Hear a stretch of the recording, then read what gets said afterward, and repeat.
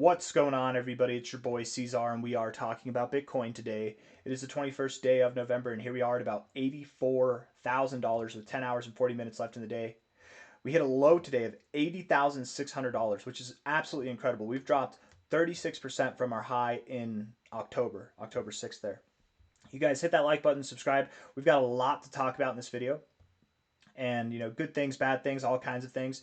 And the first thing that I want to talk about is this post made by Bull Theory, so that we all kind of have an understanding of what's going to happen here over the coming days and weeks. Okay, as far as the headlines go, not as far as the charts go. Hopefully, the charts will tell us what we're going to see over the coming days and weeks. But looking at this here, he made a post that said, "Today's market dump makes absolutely no sense." Which, first and foremost, who cares? It doesn't need to make sense. No offense. I'm not trying to be insulting. I'm just being critical here.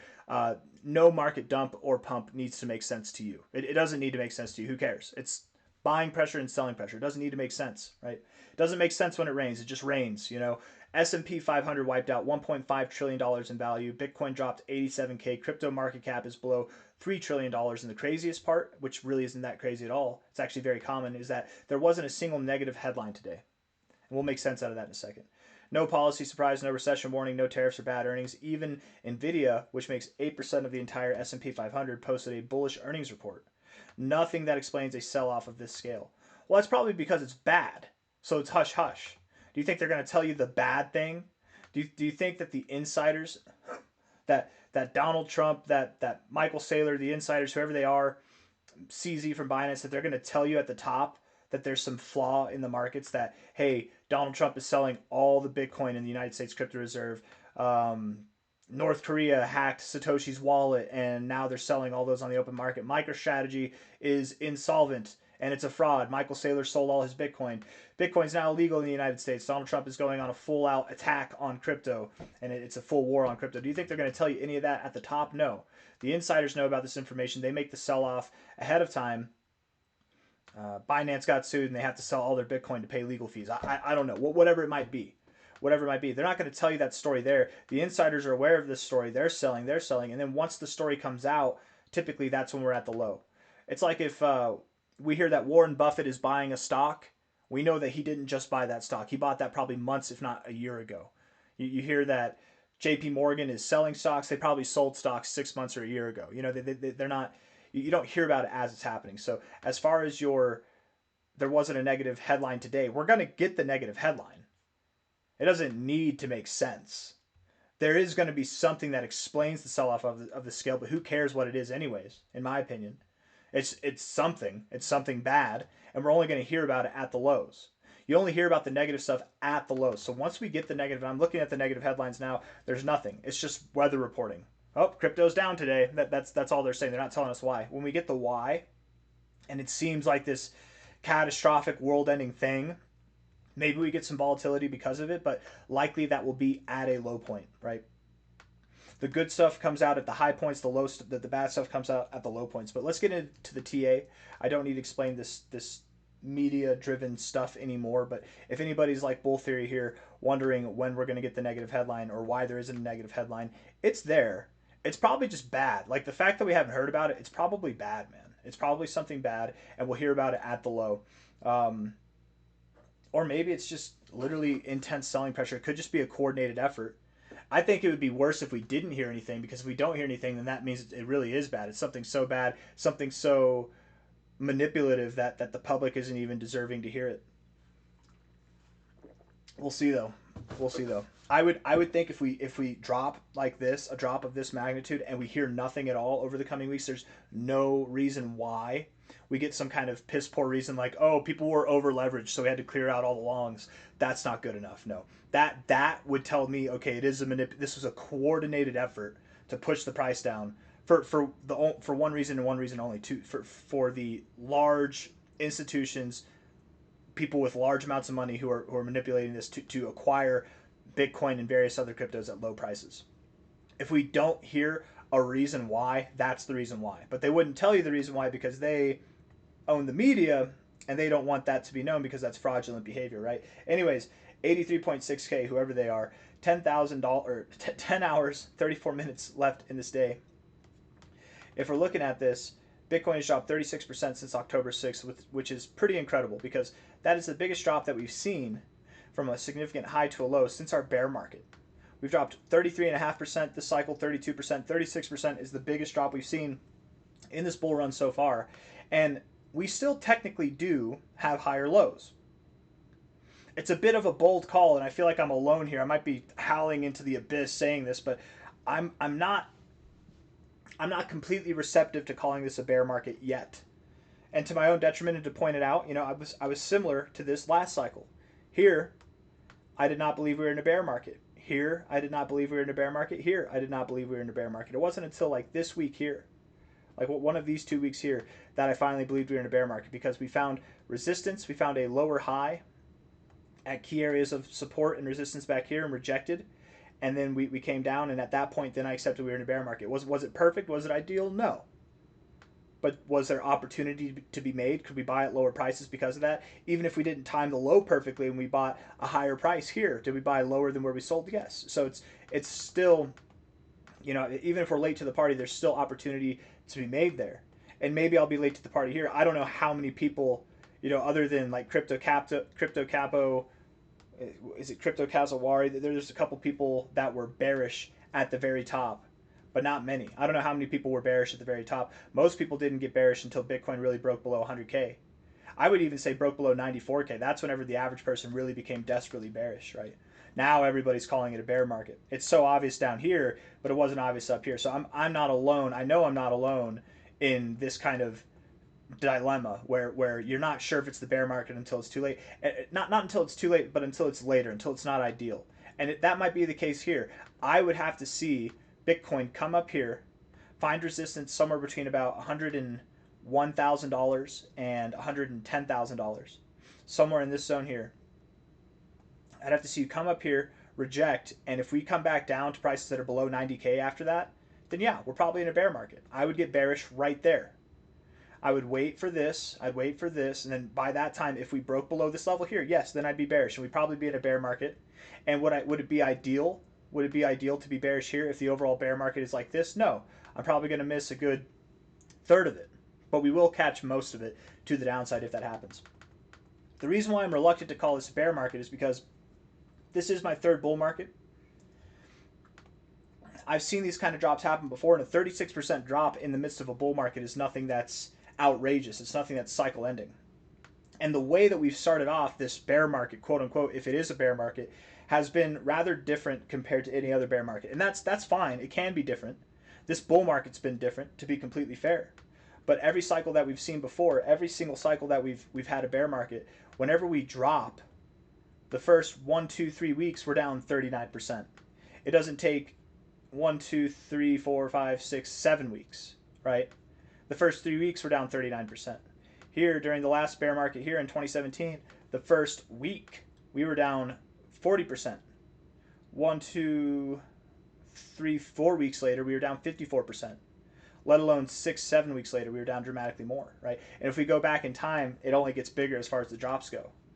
One could argue, well, as the cycles go on, we'll get lesser and lesser drops, and that's true. But the point being here, again, whenever we start off a bear market, it's typically erratic, explosive to the downside, catastrophic immediately. It's not something that takes this long to happen. But I mean, maybe it did this time, and I'm open to that. But again, I'd have to first see rejection here, and then we come back down and break below like some key areas of support here, suggesting that we do have lower to go. At that point, then I would become bearish. Until then, I remain very, very pessimistically optimistic that the bull market is still alive, because we do still have higher lows. Another kind of dilemma here, if you are bullish like me, if you do believe that the bull market's still alive like me, or at least you're resistant to the idea of it being a bear market, a point that goes in the favor of the bears, a point that goes against me, would be that typically in a bull market we get stronger moves, right? You get a move here, the next move was stronger, the next move was stronger, and then this move was weaker, and we actually started to taper off, right? This move overall from a low to a high was actually weaker than any of these last two moves that we saw. And that weakening in the market instead of a picking up in the market could be a signal, and maybe a very obvious signal in hindsight, that there was going to be some type of rolling over, right? We should have moved higher. We should have moved higher, but we didn't. So then what happens? If you should have moved higher but you didn't, well, you're going to go lower. You're going to retrace. That's just how it happens. But same thing with the downside, right? Even if we do have lower prices to go, it's not going to be a straight line down the whole time, right? We will consolidate and then we will go lower and consolidate and go lower. That's typically what happens, right? You don't just move in a straight line down or up.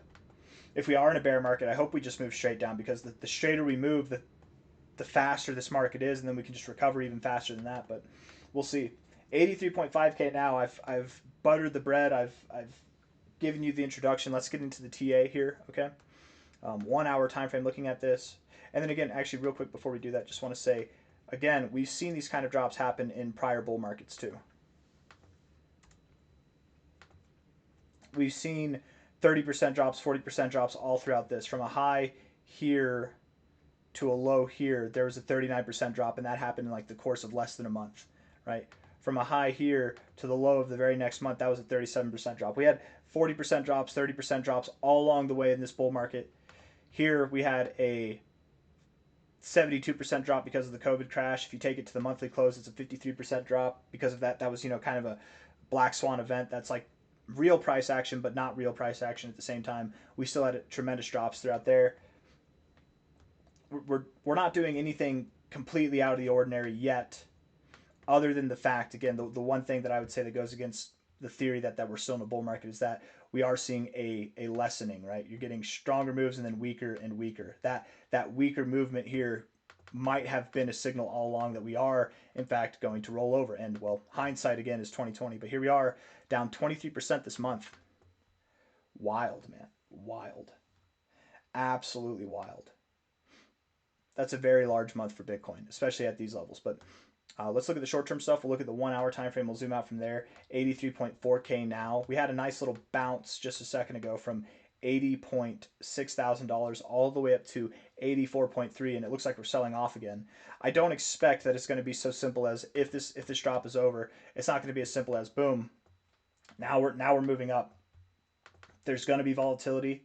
There's going to be stagnation. There's going to be lower lows in the price with higher lows in the indicators, bullish divergence forming. We actually have that now on the 1 hour time frame. There is bullish divergence on the RSI, bullish divergence on the stochastics, no bullish divergence on the MACD. This divergence on the RSI would be good enough for a move that takes you back to about 86.4 thousand, $86.5 thousand. So it is very possible, very likely even, that we do return up to these levels here before proceeding lower, okay? We could go lower first and further this bullish divergence, but I would assume that we have a date with destiny up to this $86.5 thousand level. And typically with bullish divergence, whenever you form it here, you've got higher lows here and then lower lows there. Typically you go through the point at which the divergence formed. So my thoughts would be we probably do go a little bit above $86.5 thousand, okay, based off the 1 hour time frame here. We're getting a little volatility now, but I still think that we will move up. By the time you guys watch this video, we're probably moving up higher. If we have moved lower, this divergence will only further, and then the point will still be true, but instead of saying we're moving up here, we'll be saying that from down here. We'll just be moving up there, right? I don't care if we go a little bit lower, as long as we don't go below like $78,000. I would assume this bullish divergence maintains, it persists, and maybe even like 79K, and we likely would return to this 87,000, 86,500 or higher price in a short amount of time. This is the 1 hour time frame. This is not going to take weeks, right? Maybe days at the most. If we look at this on a 4 hour time frame, no bullish divergence at all. We had some bullish divergence, and unfortunately we relinquished that. We actually gave it up. Now that the bullish divergence is gone, might it be the right time to bounce? It might be. Stochastics are bearish.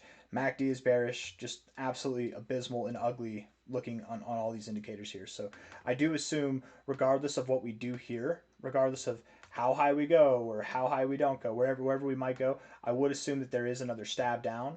Will it be a higher low? Will it be a lower low? Time will tell. We'll see how it goes. But at this point in time, just looking at these indicators, I wouldn't be surprised if we had lower to go. We'll see. We'll see. But daily time frame here, building bearish momentum. Very bearish look there. Daily RSI is bearish as hell. It's actually the most weak that we've seen. This is the weakest reading that we've seen since June of 2024. That's wild.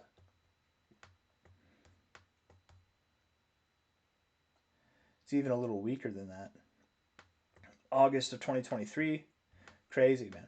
And we have been this low throughout this bull market several times, right? We have been this low several times throughout this bull market, but not too much lower than this, right? Too much lower than this typically is more what we see. I guess we didn't see anything too much lower than this in the bear market. It's pretty similar. Here's your bear market, right? From like May to the end of 2022. These are like your stagnant and then predominant bear market territory. We're very low right now. That's all I'm trying to say on the daily RSI. We're very low, so I would assume that we do. That's what I wanted to do. Let's do this. I would assume that we do recover at some point, but if we look at this, if we compare any time that we've been at these low points before, let's just put it right here, right? Anytime that we've been near this level here, what happened here? What happened here on the first attempt? What happened here? What happened here?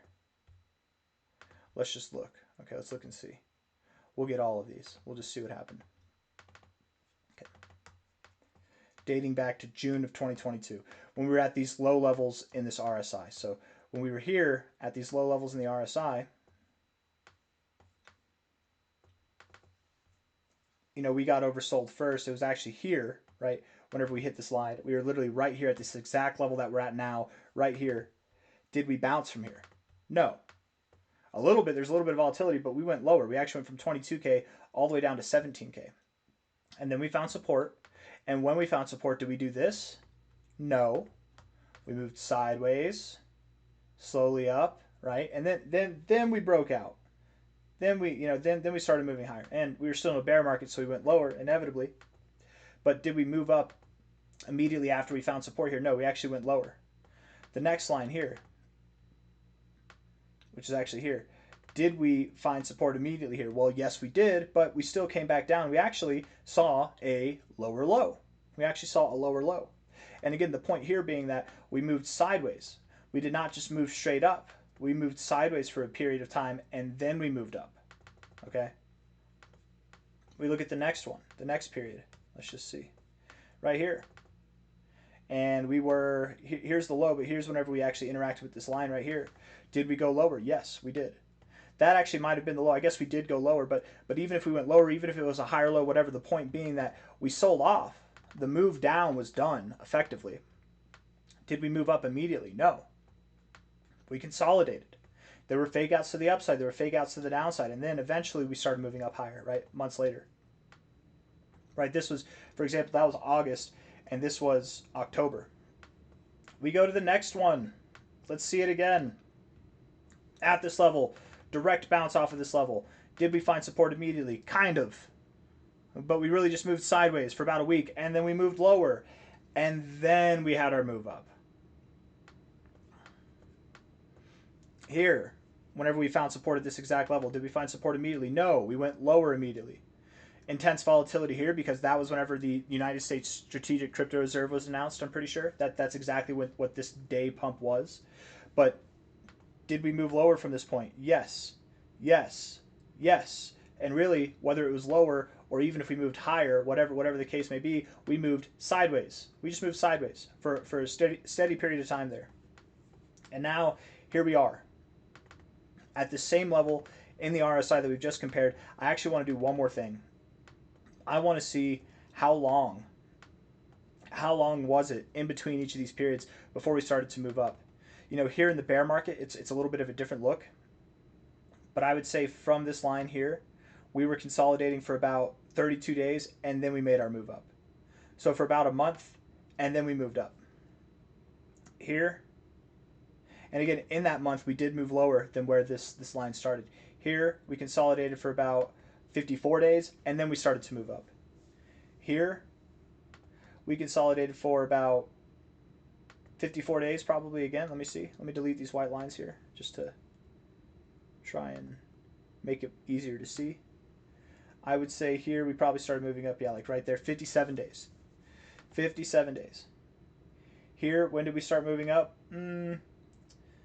I would say there probably, like right at about, that would be about 19, 20 days. Okay, so that was a shorter time there, right? You can see here we started to move up probably after like 18 days. Okay, so that was a shorter amount of time. And then here we started to move up. How long did it take us? It really took us about 41 days. So typically less than 2 months, but more than 1 month, which is not something that any of us want to hear. But even in the best case scenario, it took about 18 days before we saw higher prices. All I'm trying to say is that it's the 21st of November. You guys, likely we are not going to finish this year with too much of a rally, right? Or maybe at the very, very end of this year we get a rally, but 33 days, 33 days from now, it'll be, and let's just make sure we get this like right on the money. Let's actually be specific with this. We started to move up here. It's 31 days. 31 days. 31 days from now, it'll be December 22nd. It'll be the very, very end of the year. Maybe we get a Santa Claus rally. 54 days from now, it'll be January. 57 days, it'll be January. 18 days from now, will be after the first week of December. 41 days, very ass end of December or sometime in January, right? Likely we are going to have a bearish Q4. Q4 is going to be the exact opposite of what everybody was expecting it to be. Myself included. But that's the reality of it. Because again, looking at this here, in our heads, we might think, okay, easy come, easy go. We came down super hard. We're going to come back super fast. And I hope we do. I hope that's exactly what happens. I hope that's exactly what happens. And this is not every iteration. We did not measure every iteration in Bitcoin's history, just like the most recent 5. We didn't even get to the COVID crash, did we? No, we didn't even get to those times, right? There's plenty more examples. And there's some examples, I'm sure, like COVID, for example, where we did move up fast immediately, but then we moved sideways for a long period of time. And then we slowly moved up, and then we had our fantastic bull run, right? It's going to be some time. It's going to take some time for Bitcoin and the rest of the market to recover. So whether you're bullish or bearish, the thought that I'd offer you here is that really what we should be right now is neutral. Because even if we do go lower, you're probably not just going to move in a straight line. So you'll consolidate, and then you'll move lower, right? As we typically do. If you're bullish and you like me and you think we have a higher low, we're still in a bull market, we can see new all-time highs. Well, it's not going to happen right now. We're probably going to consolidate for about a month or two, and then we'll move up. It could be the very end of December, if not sometime in January, that we move up.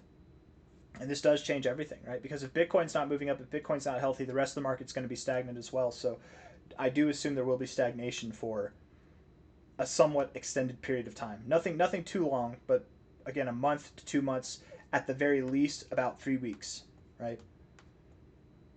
84K right now. Looking at the 1 hour time frame, we had bullish divergence. Looking at the 4 hour time frame, no bullish divergence. Looking at the daily time frame, we're here in the RSI. That's where we left off. Bearish momentum building, all that stuff.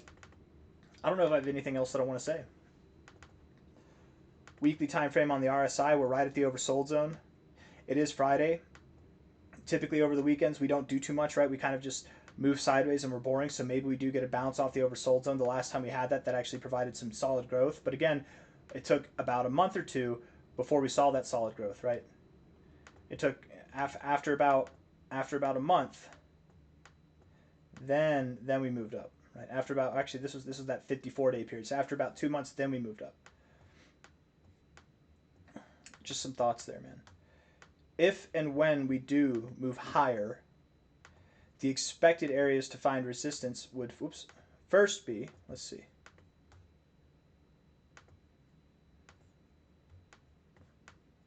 Let's look at this on a 3-day time frame. Maybe even a daily time frame. Let's do it, because this drop happens so fast. The areas to expect to find resistance would be anywhere from 89.6K at the 236 there to 95.7K right there, where these little resistance points are. Maybe we find resistance at the 0.5. I normally wouldn't put this on, but Bitcoin has respected its 0.5 a lot this cycle.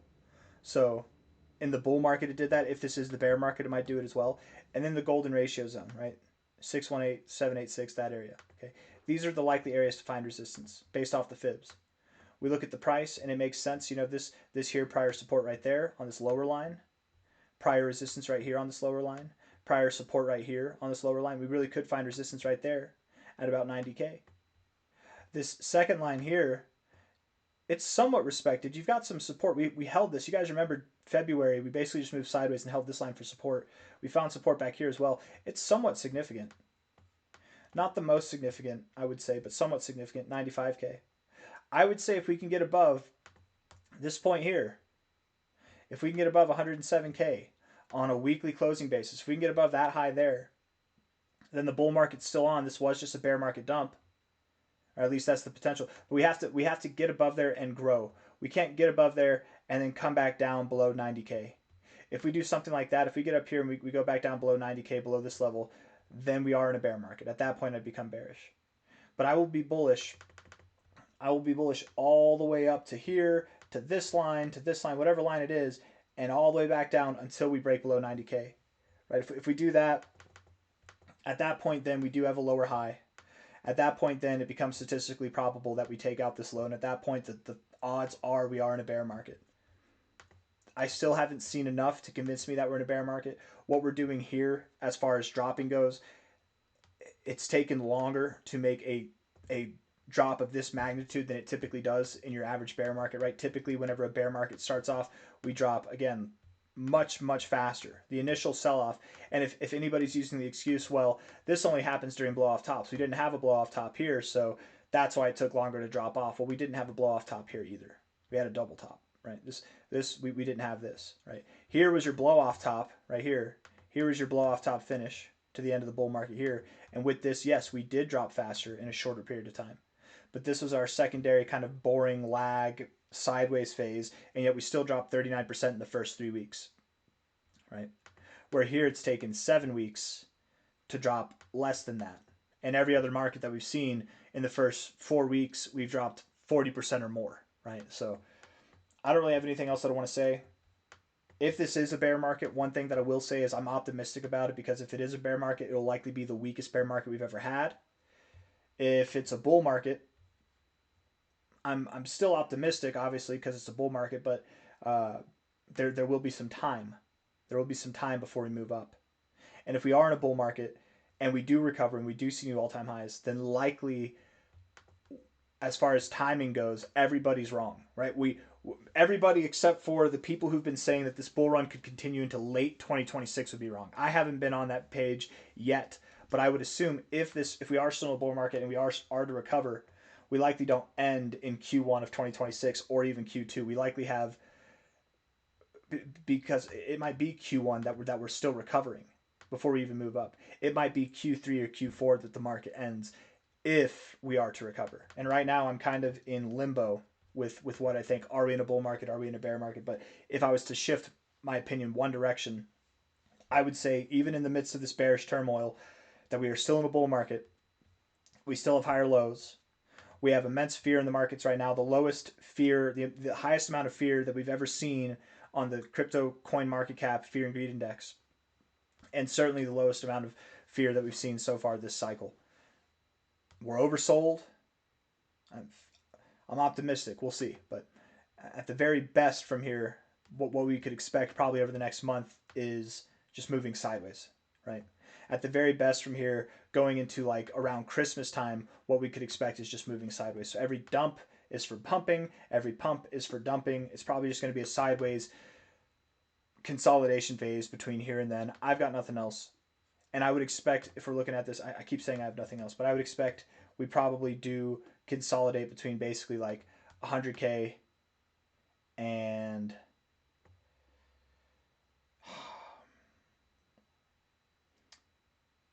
I don't know. Let's see. Let's actually see. Where might we consolidate? Yeah, there we go. About 100K and 86K. Man, but see, if we could consolidate between there, then that throws out the idea that going back below 90K would be bearish. I'd be curious. Let's see. I would still stand by it. We would want to hold 89.6K once we get above it. So then if we are to consolidate and it is to be bullish, we have to hold this level. So it'd be about 90K to 101K. Yeah. We could go below. We could come up and then we could go below, but as long as we're not closing below 89.6K, then I guess we're good. But if we go up, we reject these levels of support for resistance, and then we close below 89.6K, then likely we are in a bear market at that point.